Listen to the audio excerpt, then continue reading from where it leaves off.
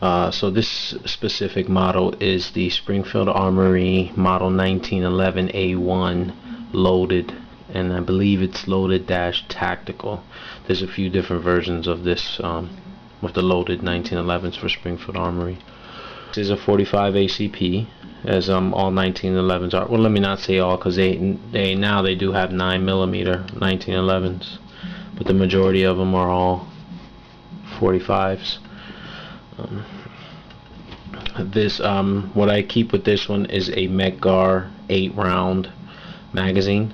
When you purchase a Springfield Armory, they come with 2 7-round factory magazines, which are good, but you know, you can't take them apart, you can't clean them. So that's why I have the Medgar stainless steel. You can remove the base plate on this and give it a good cleaning. Also, they're reliable. This is loaded and considered to be more reliable than your standard, and it's because of the follower that it uses here compared to a normal follower. There's a big old 45. Alright, well, let's get into it. The handgun. What I want to use this video for is just to follow a video to the video that I made on the different type of takedowns for different guns for first time buyers. So what we'll do is we'll go ahead and take down this gun so I can really show you the reassembly of it. Again, you will need an Allen wrench to take down the Springfield Armory 1911, the loaded versions. If it's not loaded, it just comes with a plate right here and you push down on it. But with the loaded version, since it is a full-length guide rod, you need to take the weapon apart. So what you do is you take your Allen wrench and you twist the screw counterclockwise, just like any other screw. You remove that, and that's the top piece. Sorry guys, before I get started, I mean, this gun was unloaded. I knew it was unloaded. I just checked it, but there's nothing in the chamber for you guys watch on TV there. Alright, so now what I want to do is take out the second piece. Again, I didn't even look up between videos. I didn't look up what the name was, but it's just a cap. Now this is under spring pressure and it's held by the barrel bushing. So you have to take some type of prodding. Like I said, I use a magic marker to push down on it to release the tension. Then you're gonna take the barrel bushing and rotate it to your left, and it'll stop. Then you let go, and like I said, be careful with this here because it is under pressure. And you have your cap,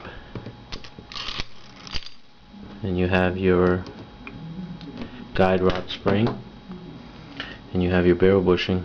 What I do is take the barrel bushing out. To take the barrel bushing out, you push it, you turn it completely, almost a 180 there, but it's gonna lock out right there. That's as far as it goes. You just pull it out. It's your barrel bushing. Next, what you want to do is to take down the handgun. Like I said, there's 2 notches. You have your slide stop notch, and you have your disassembly notch. You want to take your disassembly notch and place it right on top of where the slide stop lever stops. So what I'll do is I'll just push it back.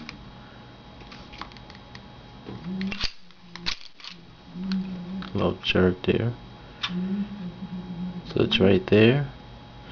Flip it on the other side. It's the other end, and it looks like a little button, but it's the other end of the lever. Push down on that. Pull that out. Put that down. And once you've done that, you're ready to take the gun apart. And like any other gun, you just slide it forward. Stuff comes falling out. This is the other end of the guide rod. Pull it out. Unlike other guns where the barrels come out from the bottom, this one you have to pull all the way out.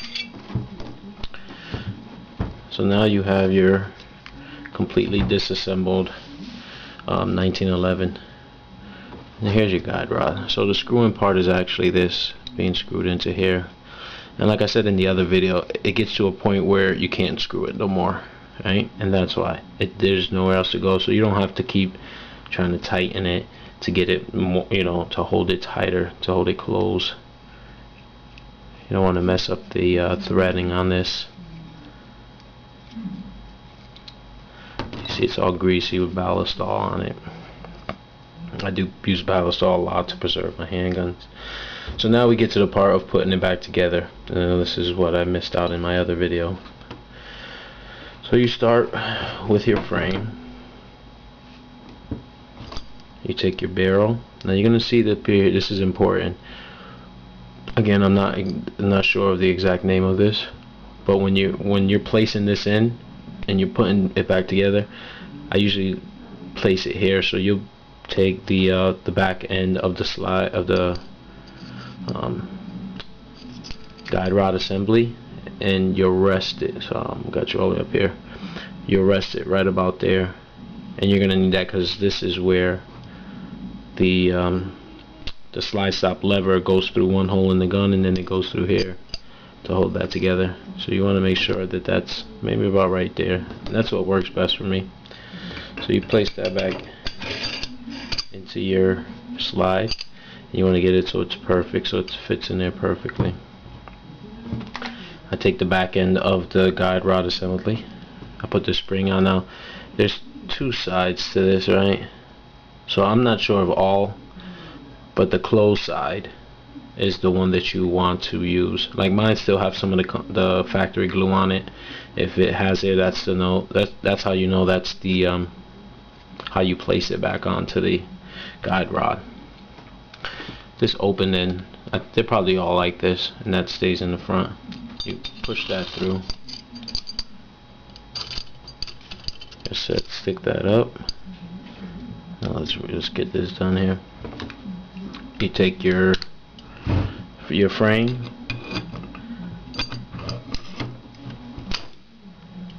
put it on there, push it all the way up. What I do now is I'll lock it with the safety, and I will place my barrel bushing back in. Now when you put the barrel bushing back in, that's going this way. It's the only way I'll be able to go into the handgun. Now you want to turn it back towards you to lock it in.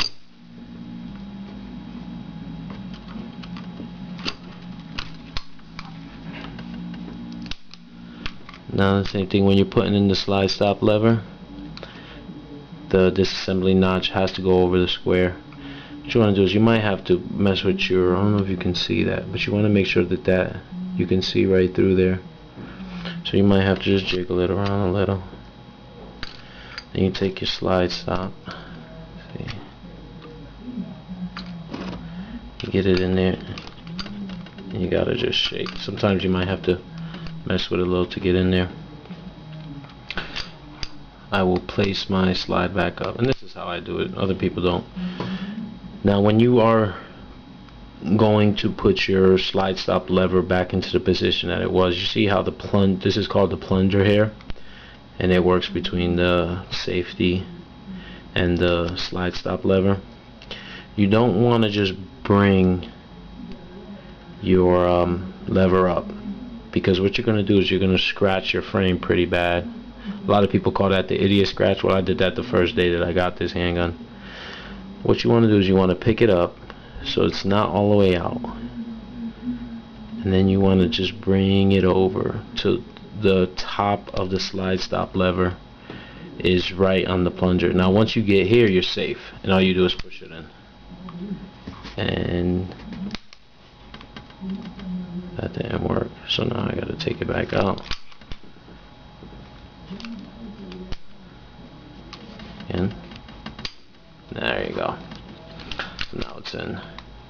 So what I do is I lock the slide from going back again, because now I'm going to place my cap back on. And this time, you know, I just used my finger. Stick that back in. Push the barrel bushing over it. Locks it in place. Take the rest of your guide rod.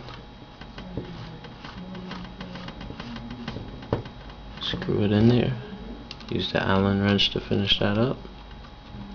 If I could get it in there. Remember, I use the one finger. Once it stops, pretty much stops. And gun is reassembled. And it says, as you can see, it's a little more difficult than other handguns. But again, the 1911 is my favorite handgun out of all of the ones I've ever shot. It's just a looker. It's been around since 1911. It's reliable, and it's just a very ergonomic handgun. Also fits perfect in the hand. Alright guys, hope you liked this video. Let me know what you think.